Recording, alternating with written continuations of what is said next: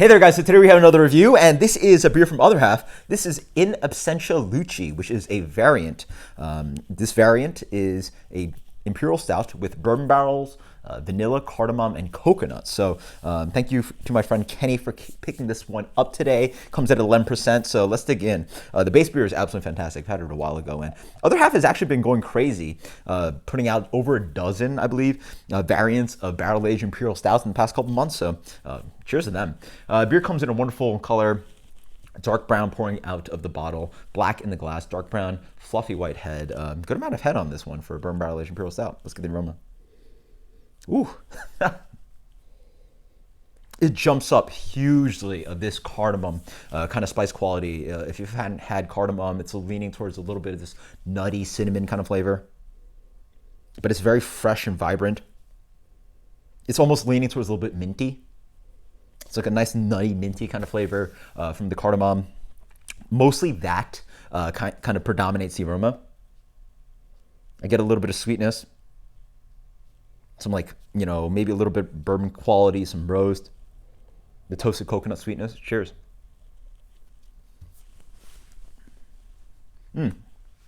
Oh man.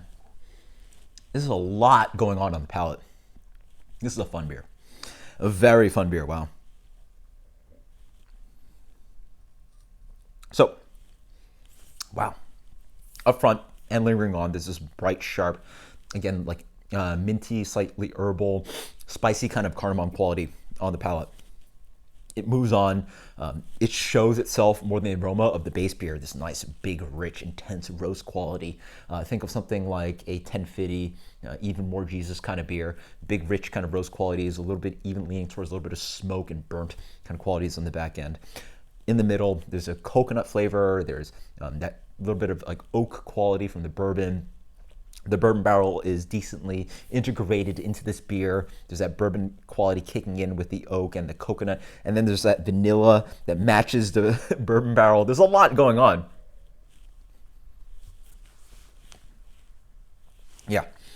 That initial attack is still that cardamom flavor, but the base beer stands up very well. The barrel stands up very well, and you're getting those lingering notes of toasted coconut and vanilla to help clean out the beer. As you wait more, I love that there's this residual smoky, intense roast on the back end, just to offer a little bit more bitterness and aftertaste to the beer, because there is more of that toasted coconut, even leaning towards like a coconut water kind of sweetness that tries to tack on you, rich amounts of bittersweet chocolate. Oh, wow.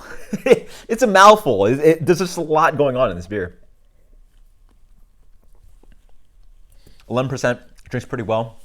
Not your biggest beer at 11%, but for a bourbon barrel aged beer where the alcohol sort of cuts on the palate, it drinks very pretty well. As for a rating, wow.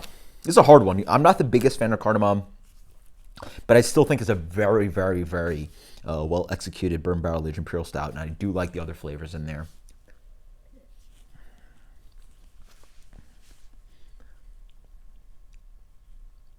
That is good. Let's go with a 97 plus on this one. 97 plus. In Absentia Luci. Great beer. The other variants are just as good, if not better. I like actually the use of cardamom in this one. It's pretty fun. It's refreshing to have cardamom in beer sometimes and not have it overtake the beer. It is quite aggressive. Maybe after this pour and a little bit more, I might think it over dominates the palate, but right now I'm very much enjoying it. Until next time, guys, cheers. Let me know what you think about the base beer. Let me know if you've had any variants of this beer. Until next time, guys, cheers. Later.